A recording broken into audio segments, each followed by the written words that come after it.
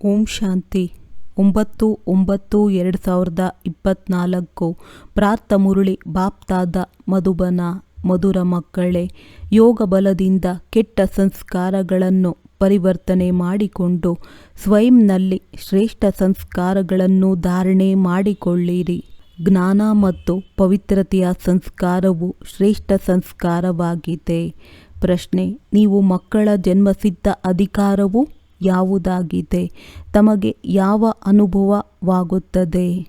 ಉತ್ತರ: ತಮ್ಮ ಜನ್ಮಸಿದ್ಧ ಅಧಿಕಾರವು ಮುಕ್ತಿ, ಜೀವನ್ಮುಕ್ತಿಯಾಗಿದೆ. ನಾವು ತಂದೆಯ ಜೊತೆ ಹಿಂತಿರುಗಿ ಮನೆಗೆ ಹೋಗಬೇಕಾಗಿದೆ ಎಂಬುದು ಸಹ ಈಗ ಅನುಭವವಾಗುತ್ತದೆ. ತಾವು ತಿಳಿದುಕೊಂಡಿದ್ದೀರಿ, ತಂದೆಯ ಭಕ್ತಿಯ ಫಲ ಮತ್ತು ಜೀವನ್ಮುಕ್ತಿಯನ್ನು ಕೊಡಲು ಬಂದಿದ್ದಾರೆ. ಈಗ ಎಲ್ಲರೂ ಶಾಂತಿಧಾಮಕ್ಕೆ ಹೋಗಬೇಕಾಗಿದೆ. ಎಲ್ಲರೂ ತಮ್ಮ ಮನೆಯ ಸಾಕ್ಷಾತ್ಕಾರ ಮಾಡಬೇಕಾಗಿದೆ. ಓಂ ಶಾಂತಿ. ಮನೆಯಿಂದ ಬಂದಿದ್ದೀರೆಂದರೆ ಮೊದಲು ಅವರ ದರ್ಶನವನ್ನು ಮಾಡುತ್ತೀರಿ. ಅದಕ್ಕೆ ಗತಿ ಸದ್ಗತಿ ಎಂದು ಹೇಳುತ್ತಾರೆ. ಇದು ಅರ್ಥರಹಿತವಾಗಿದೆ. ನೀವು ಮಕ್ಕಳಿಗೆ ಇದರ ಅನುಭೂತಿಯಾಗುತ್ತದೆ. ನಾವು ನಮ್ಮ ಮನೆಗೂ ಹೋಗುತ್ತೇವೆ ಮತ್ತು ಫಲವೂ ಸಿಗುತ್ತದೆ. ನಿಮಗೆ ನಂಬರ್ವಾರ್ ಸಿಗುತ್ತದೆ ಎಂದರೆ ಅನ್ಯ ಧರ್ಮದವರಿಗೂ ಸಹ ಮತ್ತೆ ಸಮಯದನುಸಾರವಾಗಿ ಸಿಗುತ್ತದೆ. ನಿಮಗೆ ನಂಬರ್ವಾರ್ ಸಿಗುತ್ತದೆ ಎಂದರೆ ಅನ್ಯ ಧರ್ಮದವರಿಗೂ ಸಹ ಸಮಯದನುಸಾರವಾಗಿ ಸಿಗುತ್ತದೆ. ತಂದೆಯು ತಿಳಿಸಿದ್ದರು, ನೀವು ಸ್ವರ್ಗವಾಸಿಯಾಗಿದ್ದೀರಾ ಅಥವಾ ನರಕವಾಸಿಯಾಗಿದ್ದೀರಾ ಎಂಬ ಪತ್ರಿಕೆಯೂ ಸಹ ಬಹಳ ಚೆನ್ನಾಗಿದೆ. ನೀವು ಮಕ್ಕಳೇ ತಿಳಿದುಕೊಂಡಿದ್ದೀರಿ. ಈ ಮುಕ್ತಿ ಮತ್ತು ಜೀವನ್ಮುಕ್ತಿ ಎರಡೂ ಸಹ ಈಶ್ವರಿಯ ಜನ್ಮಸಿದ್ಧ ಅಧಿಕಾರವಾಗಿದೆ. ಇದನ್ನು ನೀವು ಬರೆಯಬಹುದು. ತಂದೆಯಿಂದ ನೀವು ಮಕ್ಕಳಿಗೆ ಈ ಜನ್ಮಸಿದ್ಧ ಅಧಿಕಾರವು ಸಿಗುತ್ತಿದೆ. ತಂದೆಯ ಮಕ್ಕಳಾಗುವುದರಿಂದ ಎರಡೂ ಪ್ರಾಪ್ತಿಯಾಗುತ್ತದೆ. ಅದು ರಾವಣನ ಆಸ್ತಿಯಾಗಿದೆ. ಇದು ಪರಮಪಿತ ಪರಮಾತ್ಮನ ಆಸ್ತಿಯಾಗಿದೆ. ಇದು ಭಗವಂತನ ಜನ್ಮಸಿದ್ಧ ಅಧಿಕಾರವಾಗಿದೆ. ಈ ರೀತಿ ಬರೆದಾಗ ಮನುಷ್ಯರಿಗೆ ಅರ್ಥವಾಗುತ್ತದೆ. ಈಗ ನೀವು ಮಕ್ಕಳು ಸ್ವರ್ಗ ಸ್ಥಾಪನೆಯನ್ನು ಮಾಡಬೇಕಾಗಿದೆ. ಎಷ್ಟೊಂದು ಕಾರ್ಯವನ್ನು ಮಾಡಬೇಕಾಗಿದೆ. ಈಗಂತೂ ನೀವು ಮಕ್ಕಳಾಗಿದ್ದೀರಿ. ಕಲಿಯುಗವನ್ನು ಮನುಷ್ಯರು ಚಿಕ್ಕ ಮಗುವಾಗಿದೆ ಎಂದು ಹೇಳುತ್ತಾರೆ. ಆದರೆ ತಂದೆಯು ಹೇಳುತ್ತಾರೆ, ಸತ್ಯಯುಗದ ಸ್ಥಾಪನೆಯಲ್ಲಿ ಮಗುವಾಗಿದೆ. ಈಗ ನೀವು ಮಕ್ಕಳಿಗೆ ಆಸ್ತಿಯೂ ಸಿಗುತ್ತಿದೆ. ರಾವಣನು ಕೊಡುವುದನ್ನು ಆಸ್ತಿ ಎಂದು ಹೇಳುವುದಿಲ್ಲ. ಆಸ್ತಿಯು ಪರಮಾತ್ಮನಿಂದಲೇ ಸಿಗುತ್ತದೆ. ರಾವಣನು ತಂದೆಯಲ್ಲ, ಅವನನ್ನು ಶತ್ರುವೆಂದು ಹೇಳಲಾಗುತ್ತದೆ. ಶತ್ರುವಿನಿಂದ ಆಸ್ತಿಯೇನು ಸಿಗುತ್ತದೆ? ಸಿಗುವುದಂತೂ ಪಂಚವಿಕಾರಗಳು. ಆಡಂಬರವನ್ನು ಈ ರೀತಿ ಮಾಡುತ್ತಾರೆ. ತಮೋಪ್ರಧಾನರಾಗಿ ಬಿಡುತ್ತಾರೆ. ದಸರಾ ಹಬ್ಬವನ್ನು ಎಷ್ಟು ವಿಜೃಂಭಣೆಯಿಂದ ಆಚರಿಸುತ್ತಾರೆ. ಎಷ್ಟೊಂದು ಖರ್ಚನ್ನು ಮಾಡುತ್ತಾರೆ. ವಿದೇಶದಿಂದಲೂ ನಿಮಂತ್ರಣವನ್ನು ಕೊಟ್ಟು ಕರೆಸುತ್ತಾರೆ. ಎಲ್ಲದಕ್ಕಿಂತಲೂ ಮೈಸೂರಿನಲ್ಲಿ ಬಹಳ ಪ್ರಸಿದ್ಧವಾಗಿದೆ. ಧನವಂತರು ಅನೇಕರಿದ್ದಾರೆ. ರಾವಣ ರಾಜ್ಯದಲ್ಲಿ ಹಣವು ಸಿಗುತ್ತದೆ ಎಂದರೆ ಬುದ್ಧಿಯು ಭ್ರಷ್ಟವಾಗಿ ಬಿಡುತ್ತದೆ. ತಂದೆಯು ವಿಸ್ತಾರದಲ್ಲಿ ತಿಳಿಸುತ್ತಾರೆ. ಇದರ ಹೆಸರೇ ರಾವಣ ರಾಜ್ಯವಾಗಿದೆ. ಸತ್ಯಯುಗಕ್ಕೆ ಈಶ್ವರಿಯ ರಾಜ್ಯವೆಂದು ಹೇಳಲಾಗುತ್ತದೆ. ರಾಮರಾಜ್ಯವೆಂದು ಹೇಳುವುದೂ ಸಹ ತಪ್ಪಾಗುತ್ತದೆ. ಗಾಂಧೀಜಿಯೂ ಸಹ ರಾಮರಾಜ್ಯವನ್ನು ಬಯಸುತ್ತಿದ್ದರು. ಮನುಷ್ಯರು ಗಾಂಧೀಜಿಯನ್ನು ಅವತರಣೆಯಾಗಿದ್ದಾರೆಂದು ತಿಳಿಯುತ್ತಿದ್ದರು. ಶಿವತಂದೆ ಇಡೀ ವಿಶ್ವದ ಬಾಪೂಜಿಯಾಗಿದ್ದಾರೆ. ಈಗ ನೀವಿಲ್ಲಿ ಕುಳಿತಿದ್ದೀರಿ. ನಿಮಗೆ ತಿಳಿದಿದೆ ಎಷ್ಟೊಂದು ಜೀವಾತ್ಮರಿರಬಹುದು. ಜೀವವು ವಿನಾಶಿಯಾಗಿದೆ, ಉಳಿದಂತೆ ಆತ್ಮವು ಅವಿನಾಶಿಯಾಗಿದೆ. ಆತ್ಮರು ಅನೇಕರಿದ್ದಾರೆ. ಹೇಗೆ ಆಕಾಶದಲ್ಲಿ ನಕ್ಷತ್ರಗಳಿರುತ್ತವೆ ಎಲ್ಲವೇ, ಅದೇ ರೀತಿ ಆತ್ಮರಿರುತ್ತಾರೆ. ನಕ್ಷತ್ರಗಳು ಹೆಚ್ಚಾಗಿದೆಯೇ ಅಥವಾ ಆತ್ಮರ ಸಂಖ್ಯೆಯು ಹೆಚ್ಚಾಗಿದೆಯೇ? ಏಕೆಂದರೆ ನೀವು ಧರಣಿಯ ನಕ್ಷತ್ರಗಳು ಮತ್ತು ಅವು ಆಕಾಶದ ನಕ್ಷತ್ರಗಳಾಗಿವೆ. ನಿಮಗೆ ದೇವತೆಗಳೆಂದು ಹೇಳಲಾಗುತ್ತದೆ. ಮನುಷ್ಯರು ನಕ್ಷತ್ರಗಳನ್ನು ದೇವತೆಗಳೆಂದು ಹೇಳುತ್ತಾರೆ. ನಿಮ್ಮನ್ನು ಭಾಗ್ಯಶಾಲಿ ನಕ್ಷತ್ರಗಳೆಂದು ಹೇಳಬಹುದು. ಒಳ್ಳೆಯದು. ಪರಸ್ಪರದಲ್ಲಿ ಇದರ ಬಗ್ಗೆ ಪುನಃ ವಿಚಾರ ಮಾಡಬೇಕಾಗಿದೆ. ತಂದೆಯು ಈಗ ಈ ಮಾತನ್ನು ಬಿಟ್ಟು ಬಿಡುವುದಿಲ್ಲ. ಇದನ್ನು ತಿಳಿಸಿದ್ದೇವೆ. ಎಲ್ಲ ಆತ್ಮರಿಗೆ ತಂದೆಯು ಒಬ್ಬರೇ ಆಗಿದ್ದಾರೆ. ಇವರ ಬುದ್ಧಿಯಲ್ಲಿ ಎಲ್ಲವೂ ಇದೆ. ಎಲ್ಲ ಮನುಷ್ಯರಿಗೆ ತಂದೆಯಾಗಿದ್ದಾರೆ. ಇಡೀ ಸೃಷ್ಟಿಯು ಸಮುದ್ರದ ಮೇಲೆ ನಿಂತಿದೆ ಎನ್ನುವುದು ಎಲ್ಲರಿಗೂ ಗೊತ್ತಿದೆ. ಆದರೆ ಕೆಲವರಿಗೆ ಇದು ಗೊತ್ತಿಲ್ಲ. ತಂದೆಯು ತಿಳಿಸಿದ್ದರೂ ಈ ರಾವಣ ರಾಜ್ಯವು ಇಡೀ ಸೃಷ್ಟಿಯಲ್ಲಿಯೇ ಇದೆ. ರಾವಣ ರಾಜ್ಯ ಸಾಗರದಿಂದ ಆಚೆ ಇದೆ ಎಂದಲ್ಲ. ಸಾಗರ ಎಲ್ಲ ಕಡೆಯೂ ಇದ್ದೇ ಇದೆ. ಈ ರೀತಿಯಂತೂ ಹೇಳುತ್ತಾರಲ್ಲವೇ? ಕೆಳಗಡೆ ಎತ್ತು ಇದೆ. ಸೃಷ್ಟಿಯು ಅದರ ಕೋಡುಗಳ ಮೇಲೆ ನಿಂತಿದೆ. ನಂತರ ಅದು ಸುಸ್ತಾದಾಗ ಕೋಡುಗಳನ್ನು ಬದಲಾಯಿಸುತ್ತದೆ. ನಾಳೆ ಈ ಪ್ರಪಂಚವು ಸಮಾಪ್ತಿಯಾಗಿ ಹೊಸ ಪ್ರಪಂಚವು ಸ್ಥಾಪನೆಯಾಗುತ್ತದೆ. ಶಾಸ್ತ್ರಗಳಲ್ಲಿ ಅನೇಕ ಪ್ರಕಾರದ ಮಾತುಗಳನ್ನು ದಂತಕಥೆಗಳಾಗಿ ಬರೆದು ಬಿಟ್ಟಿದ್ದಾರೆ. ಇದನ್ನು ಮಕ್ಕಳು ತಿಳಿದುಕೊಂಡಿದ್ದೀರಿ. ಇಲ್ಲಿ ಎಲ್ಲ ಆತ್ಮಗಳು ಶರೀರದ ಜೊತೆ ಇದ್ದೀರಿ. ಆದ್ದರಿಂದ ಜೀವಾತ್ಮರೆಂದು ಹೇಳುತ್ತಾರೆ. ಆತ್ಮರ ಮನೆಯಾದ ಪರಮಧಾಮದಲ್ಲಿ ಶರೀರವಿರುವುದಿಲ್ಲ. ಅದಕ್ಕೆ ನಿರಾಕಾರಿ ಎಂದು ಹೇಳಲಾಗುತ್ತದೆ. ಜೀವ ಅರ್ಥಾತ್ ಶರೀರವು ಆಕಾರಿಯಾಗಿದೆ. ಆದ್ದರಿಂದ ಇಲ್ಲಿ ಸಾಕಾರವೆಂದು ಹೇಳಲಾಗುತ್ತದೆ. ನಿರಾಕಾರನಾದ ತಂದೆಗೆ ಶರೀರವಿರುವುದಿಲ್ಲ. ಇದು ಸಾಕಾರ ಸೃಷ್ಟಿಯಾಗಿದೆ. ಅದು ಆತ್ಮರ ನಿರಾಕಾರಿ ಪ್ರಪಂಚವಾಗಿದೆ. ಇದಕ್ಕೆ ಸೃಷ್ಟಿ ಎಂದು ಹೇಳಲಾಗುತ್ತದೆ. ಅದಕ್ಕೆ ನಿರಾಕಾರಿ ಪ್ರಪಂಚವೆಂದು ಹೇಳಲಾಗುತ್ತದೆ. ಆತ್ಮವು ಯಾವಾಗ ಶರೀರದಲ್ಲಿ ಬರುತ್ತದೆಯೋ ಆಗ ಕದಲುವಿಕೆಯಾಗುತ್ತದೆ. ಅಲ್ಲಿಯವರೆಗೆ ಶರೀರವು ಯಾವುದೇ ಕೆಲಸಕ್ಕೂ ಬರುವುದಿಲ್ಲ. ಅಂದಾಗ ಅದಕ್ಕೆ ನಿರಾಕಾರಿ ಪ್ರಪಂಚ. ಯಾವಾಗ ಎಲ್ಲ ಆತ್ಮರು ಇಲ್ಲಿಗೆ ಬಂದು ಬಿಡುತ್ತಾರೆಯೋ ಆಗ ಶಾಂತಿಧಾಮದಲ್ಲಿ ಒಬ್ಬರೂ ಇರುವುದಿಲ್ಲ. ಅಲ್ಲಿ ಎಲ್ಲರೂ ಖಾಲಿಯಾಗುತ್ತಾರೆಂದರೆ ಮತ್ತೆ ಇಲ್ಲಿಂದ ಎಲ್ಲರೂ ಹಿಂತಿರುಗಿ ಹೋಗುತ್ತಾರೆ. ನೀವು ಈ ಸಂಸ್ಕಾರವನ್ನು ನಂಬರ್ವಾರ್ ಪುರುಷಾರ್ಥದನುಸಾರವಾಗಿ ತೆಗೆದುಕೊಂಡು ಹೋಗುತ್ತೀರಿ. ಕೆಲವರು ಜ್ಞಾನದ ಸಂಸ್ಕಾರವನ್ನು ತೆಗೆದುಕೊಂಡು ಹೋಗುತ್ತಾರೆ. ಇನ್ನು ಕೆಲವರು ಪವಿತ್ರತೆಯ ಸಂಸ್ಕಾರವನ್ನು ತೆಗೆದುಕೊಂಡು ಹೋಗುತ್ತಾರೆ. ನಂತರ ಬರುವುದಂತೂ ಇಲ್ಲಿಯೇ ಬರಬೇಕು. ಆದರೆ ಮೊದಲು ಮನೆಗೆ ಹೋಗಬೇಕಾಗಿದೆ. ಅಲ್ಲಿ ಒಳ್ಳೆಯ ಸಂಸ್ಕಾರವಿರುತ್ತದೆ. ಇಲ್ಲಿ ಕೆಟ್ಟ ಸಂಸ್ಕಾರವಿದೆ. ಒಳ್ಳೆಯ ಸಂಸ್ಕಾರಗಳು ಬದಲಾಗಿ ಕೆಟ್ಟ ಸಂಸ್ಕಾರವಾಗುತ್ತದೆ. ಮತ್ತೆ ಯೋಗ ಬಲದಿಂದ ಕೆಟ್ಟ ಸಂಸ್ಕಾರವು ಶ್ರೇಷ್ಠವಾಗುತ್ತದೆ. ಶ್ರೇಷ್ಠ ಸಂಸ್ಕಾರವನ್ನು ತೆಗೆದುಕೊಂಡು ಮನೆಗೆ ಹೋಗುತ್ತೇವೆ. ತಂದೆಯಲ್ಲಿಯೂ ಸಹ ಓದಿಸುವ ಸಂಸ್ಕಾರವಿದೆಯಲ್ಲವೇ? ಬಂದು ತಿಳಿಸುತ್ತಾರೆ. ರಚಯಿತ ಮತ್ತು ರಚನೆಯ ಆದಿ ಮಧ್ಯ ಅಂತ್ಯದ ರಹಸ್ಯವನ್ನು ತಿಳಿಸುತ್ತಾರೆ. ಬೀಜದ ತಿಳುವಳಿಕೆಯನ್ನು ನೀಡುತ್ತಾರೆ ಮತ್ತು ಇಡೀ ವೃಕ್ಷದ ತಿಳುವಳಿಕೆಯನ್ನು ನೀಡುತ್ತಾರೆ. ಬೀಜದ ತಿಳುವಳಿಕೆಯು ಜ್ಞಾನವಾಗಿದೆ ಮತ್ತು ವೃಕ್ಷದ ತಿಳುವಳಿಕೆಯು ಭಕ್ತಿಯಾಗಿದೆ. ಭಕ್ತಿಯಲ್ಲಿ ಬಹಳ ವಿಸ್ತಾರವಿರುತ್ತದೆ ಅಲ್ಲವೇ? ಬೀಜವನ್ನು ನೆನಪು ಮಾಡುವುದು ಸಹಜವಾಗಿದೆ. ಅಲ್ಲಿಯೇ ಹೋಗಬೇಕಾಗಿದೆ. ತಮೋಪ್ರಧಾನರಿಂದ ಸತೋಪ್ರಧಾನ ಆಗುವುದರಿಂದ ಸ್ವಲ್ಪವೇ ಸಮಯವು ಹಿಡಿಸುತ್ತದೆ. ನಂತರ ಸತೋಪ್ರಧಾನರಿಂದ ತಮೋಪ್ರಧಾನರಾಗುವುದರಲ್ಲಿ ನಿಖರವಾಗಿ 5000 ವರ್ಷಗಳು ಹಿಡಿಸುತ್ತದೆ. ಇದು ಪುನರಾವರ್ತನೆಯಾಗುತ್ತಾ ಇರುತ್ತದೆ. ಮತ್ಯಾರೂ ಸಹ ಈ ಮಾತುಗಳನ್ನು ತಿಳಿಸಲು ಸಾಧ್ಯವಿಲ್ಲ. ನೀವೇ ತಿಳಿಸಬಹುದು.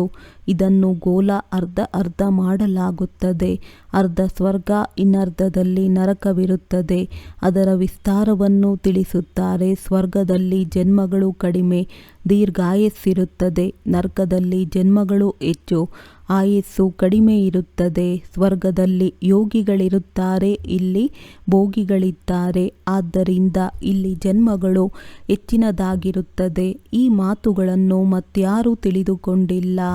ಯಾವಾಗ ದೇವತೆಗಳಿದ್ದರೂ ಅವರು ಆ ರೀತಿ ಹೇಗಾದರೂ ಎಷ್ಟು ಬುದ್ಧಿವಂತರಾಗಿದ್ದಾರೆ ಎಂಬುದನ್ನೇನೂ ಸಹ ಮನುಷ್ಯರಿಗೆ ಗೊತ್ತಿಲ್ಲ. ಇದೆಲ್ಲವನ್ನು ನೀವು ತಿಳಿದುಕೊಂಡಿದ್ದೀರಿ. ತಂದೆಯು ಈ ಸಮಯದಲ್ಲಿ ಮಕ್ಕಳಿಗೆ ಓದಿಸಿ 21 ಜನ್ಮಗಳಿಗಾಗಿ ಆಸ್ತಿಯನ್ನು ಕೊಡುತ್ತಾರೆ. ನಂತರ ಈ ನಿಮ್ಮ ಸಂಸ್ಕಾರವಿರುವುದಿಲ್ಲ. ಅನಂತರ ದುಃಖದ ಸಂಸ್ಕಾರವಾಗಿ ಬಿಡುತ್ತದೆ. ಹೇಗೆ ರಾಜಾಡಳಿತ ಮಾಡುವ ಸಂಸ್ಕಾರವಿದ್ದರೆ ವಿದ್ಯೆಯನ್ನು ಓದುವ ಸಂಸ್ಕಾರವು ಪೂರ್ಣವಾಗಿ ಬಿಡುತ್ತದೆ. ಈ ಸಂಸ್ಕಾರವು ಪೂರ್ಣವಾದಾಗ ನಂಬರ್ ವಾರ್ ಪುರುಷಾರ್ಥದನುಸಾರವಾಗಿ ರುದ್ರಮಾಲೆಯಲ್ಲಿ ಪೋಣಿಸಲ್ಪಡುತ್ತೀರಿ. ನಂತರ ನಂಬರ್ ವಾರ್ ಆಗಿ ಪಾತ್ರವನ್ನು ಅಭಿನಯಿಸಲು ಬರುತ್ತೀರಿ. ಯಾರು ಪೂರ್ಣ 84 ಜನ್ಮಗಳನ್ನು ತೆಗೆದುಕೊಂಡಿದ್ದಾರೆಯೋ ಅವರು ಮೊದಲು ಬರುತ್ತಾರೆ. ಕೃಷ್ಣನು ಸತ್ಯಯುಗದ ಮೊದಲ ರಾಜಕುಮಾರನಾಗಿದ್ದಾನೆ, ಫಸ್ಟ್ ಪ್ರಿನ್ಸ್ ಆಫ್ ಹೆವೆನ್. ನಿಮಗೆ ತಿಳಿದಿದೆ, ಸತ್ಯಯುಗದಲ್ಲಿ ಕೇವಲ ಒಬ್ಬರೇ ಇರುವುದಿಲ್ಲ, ಇಡೀ ರಾಜಧಾನಿಯೇ ಇರುತ್ತದೆ. ರಾಜನ ಜೊತೆಯಲ್ಲಿ ಪ್ರಜೆಗಳು ಇರಬೇಕು. ಆ ಒಬ್ಬರಿಂದ ಇನ್ನೊಬ್ಬರ ಜನ್ಮವಾಗುವ ಸಾಧ್ಯತೆ ಇದೆ. ಒಂದು ವೇಳೆ 8 ಮಂದಿ ಒಟ್ಟಿಗೆ ಬಂದರೂ ಸಹ ಕೇವಲ ಕೃಷ್ಣನಿಗೆ ಇಷ್ಟೊಂದು ಗಾಯನವಿದೆ. ಹೇಗೆ? ಇವೆಲ್ಲ ಮಾತುಗಳನ್ನು ಮುಂದೆ ಹೋದಂತೆ ತಿಳಿಸುತ್ತೇವೆ. ಇಂದು ನಿಮಗೆ ಬಹಳ ಗುಹ್ಯವಾದ ಮಾತುಗಳನ್ನು ತಿಳಿಸುತ್ತೇವೆ. ಇನ್ನು ತಿಳಿಸುವ ಮಾತುಗಳಿವೆಯಲ್ಲವೇ? ಈ ಯುಕ್ತಿಯು ಬಹಳ ಚೆನ್ನಾಗಿದೆ. ಯಾವುದೇ ವಾದ ವಿವಾದಗಳಾದಾಗ ಇದನ್ನು ತಂದೆಯು ಇನ್ನೂ ತಿಳಿಸಿಲ್ಲವೆಂದು ಹೇಳಬಹುದು. ದಿನ ಕಳೆದಂತೆ ಗುಹ್ಯ ಮಾತುಗಳನ್ನು ತಿಳಿಸುವಾಗ ಅದರಿಂದ ನಿಮಗೆ ಖುಷಿಯಾಗುತ್ತದೆ. ಎಲ್ಲವನ್ನೂ ತಿಳಿಸಿದ ನಂತರ ಕೊನೆಯಲ್ಲಿ ತಂದೆಯು ಹೇಳುತ್ತಾರೆ, ಮನ್ಮನಾಭವ ಮಧ್ಯಾಜೀಭವ. ಈ ಅಕ್ಷರವನ್ನು ಶಾಸ್ತ್ರಗಳ ರಚನೆ ಮಾಡುವವರು ಬರೆದು ಬಿಟ್ಟಿದ್ದಾರೆ. ಇದರಲ್ಲಿ ಗೊಂದಲವಾಗುವ ಮಾತಿಲ್ಲ. ತಂದೆಗೆ ಮಗುವಾಗುತ್ತಾರೆಂದರೆ ಬೇಅದ್ದಿನ ಸುಖವೂ ಸಿಕ್ಕಿತು. ತಂದೆಗೆ ಮಗುವಾಗುತ್ತಾರೆಂದರೆ ಬೇಅದ್ದಿನ ಸುಖವೂ ಸಿಕ್ಕಿತು. ಇದರಲ್ಲಿ ಮನಸ ವಾಚ ಕರ್ಮಣದಲ್ಲಿ ಪವಿತ್ರತೆಯ ಅವಶ್ಯಕತೆ ಇದೆ. ಲಕ್ಷ್ಮೀ ನಾರಾಯಣರಿಗೆ ತಂದೆಯ ಆಸ್ತಿಯು ಸಿಕ್ಕಿದೆಯಲ್ಲವೇ? ಇವರು ಮೊದಲ ನಂಬರಿನಲ್ಲಿದ್ದಾರೆ. ಇವರದ್ದೇ ಪೂಜೆಯೂ ಆಗುತ್ತದೆ. ಈಗ ತಮ್ಮನ್ನು ನೋಡಿಕೊಳ್ಳಬೇಕು. ನಮ್ಮಲ್ಲಿ ಇಂತಹ ಗುಣಗಳಿವೆಯೇ? ಈಗಂತೂ ಗುಣಹೀನರಾಗಿದ್ದಾರಲ್ಲವೇ? ಸ್ವಯಂನ ಅವಗುಣಗಳೂ ಸಹ ಯಾರಿಗೂ ತಿಳಿದಿಲ್ಲ. ಈಗ ನೀವು ತಂದೆಯ ಮಕ್ಕಳಾಗಿದ್ದೀರೆಂದರೆ ಅವಶ್ಯವಾಗಿ ಪರಿವರ್ತನೆಯಾಗಬೇಕಾಗುತ್ತದೆ. ತಂದೆಯು ಬುದ್ಧಿಯ ಬೀಗವನ್ನು ತೆರೆದಿದ್ದಾರೆ. ಬ್ರಹ್ಮ ಮತ್ತು ವಿಷ್ಣುವಿನ ರಹಸ್ಯವನ್ನು ತಿಳಿಸಿದ್ದಾರೆ. ಇವರು ಪತಿತರಾಗಿದ್ದಾರೆ, ಅವರು ಪಾವನರಿದ್ದಾರೆ. ಈ ಪುರುಷೋತ್ತಮ ಸಂಗಮ ಯುಗದಲ್ಲಿಯೇ ದತ್ತು ಮಾಡಿಕೊಳ್ಳಲಾಗುತ್ತದೆ. ಪ್ರಜಾಪಿತ ಬ್ರಹ್ಮರವರಿರಬೇಕಾದರೆ ದತ್ತು ಮಾಡಿಕೊಳ್ಳಲಾಗುತ್ತದೆ. ಸತ್ಯ ಯುಗದಲ್ಲಂತೂ ಸಾಧ್ಯವಿಲ್ಲ. ಇಲ್ಲಿ ಯಾರಿಗಾದರೂ ಮಕ್ಕಳಿಲ್ಲವೆಂದರೆ ದತ್ತು ಮಾಡಿಕೊಳ್ಳುತ್ತಾರೆ. ಪ್ರಜಾಪಿತ ಬ್ರಹ್ಮರವರಿಗೂ ಸಹ ಅವಶ್ಯವಾಗಿ ಬ್ರಾಹ್ಮಣ ಮಕ್ಕಳು ಬೇಕು. ಇವರು ಮುಖ ವಂಶಾವಳಿ ಆಗಿದ್ದಾರೆ, ಅವರು ಕುಖ ವಂಶಾವಳಿ ಆಗಿದ್ದಾರೆ.